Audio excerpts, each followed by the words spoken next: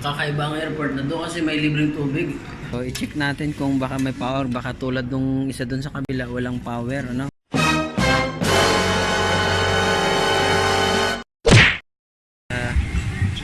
Dumating na kami sa Kuwait.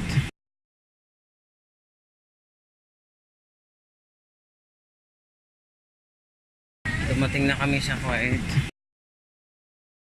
Kuwait.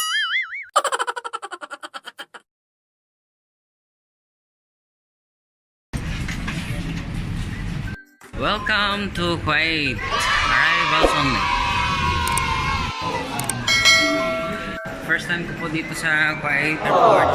Kaya lang naman tayo nakakapunta ng iba pang bansa maliban sa Saudi, guys, kasi dahil dun sa connecting flight. So last year, kaya nakapunta ako dun sa Singapore dahil dun sa connecting flight. Nakapunta ako sa India. So from Jeddah to India and then India to Singapore, and then Singapore to Philippines.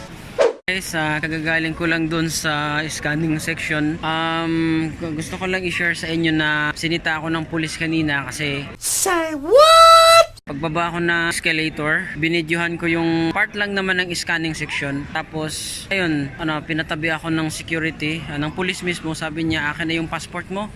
Akin na yung boarding pass mo. Sabi niya, bakit? Sabi ko, bakit sir? Sabi niya, bawal mag-video dito. Sabi ko, sir, actually, binidyohan ko lang yung sarili ko kasi mayroon, dinodocument ko yung lahat ng mga travels ko. Tapos, sabi niya, bawal mag-video dito. Akin na yung cellphone mo. Tapos, pinadelete niya sa akin yung mga videos ko na tips ko lang sa inyo, guys, wag na kayong mag-video pag malapit sa security. Buti na lang mabait yung police. Pinadelete niya lang sa akin yung video na may part ng security section. Pero sabi niya, ibang part ng airport pwede kang mag-video, wag lang dun sa security na section. Tapos ang daming kinuha ng mga gamit, lalo na pag mga personal, yung sabon, mga lotion.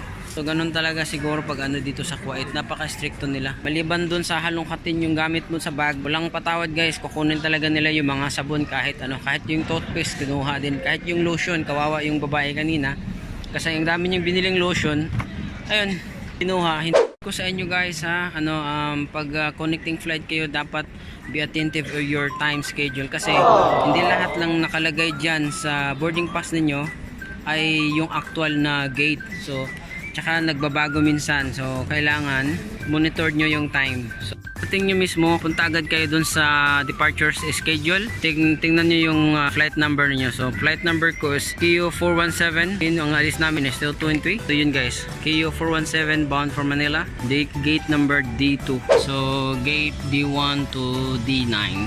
So this is day 1 to day 4. Papunta doon ang day 2. Kakaiba ang airport na doon kasi may libreng tubig. Kasi lahat ng airport na napuntahan ko, Abu Dhabi, Dubai, Jeddah, walang ganito. Kaya sulitin ko, guys, kasi mention lang to.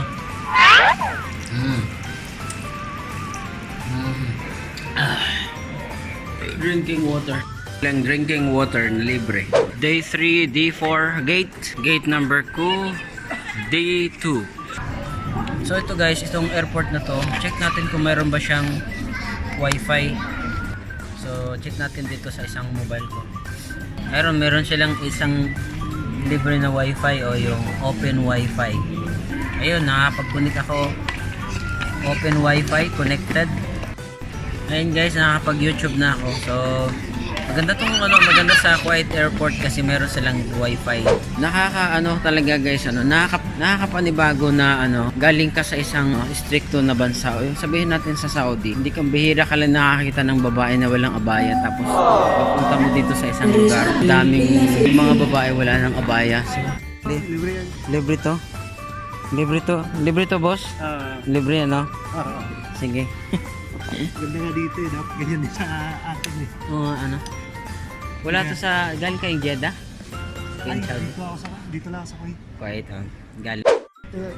Pero pang Kuwait Airways lang talaga. Pang? Kuwait Airways lang. Ito pang Kuwait Airways lang pala to. Walang halong Ibang airlines. Okay. Okay. Kuwait Airways lang pala to, guys. So hindi pala to pang pang general na airport. So exclusive for Kuwait Airways lang pala. So, i-check natin kung baka may power. Baka tulad nung isa dun sa kabila, walang power, ano? So, check natin kung may power ba. Tiyadang! Ayan, may power, oh. So, guys, pasakay na ulit kami papuntang Pilipinas. Huling trip na namin to, guys. Ito na yung papuntang Pilipinas. So, ang dating namin sa Pilipinas according sa boarding pass, sa ticket namin is 4 o'clock in the afternoon. So, kita-kits na lang tayo sa Pilipinas.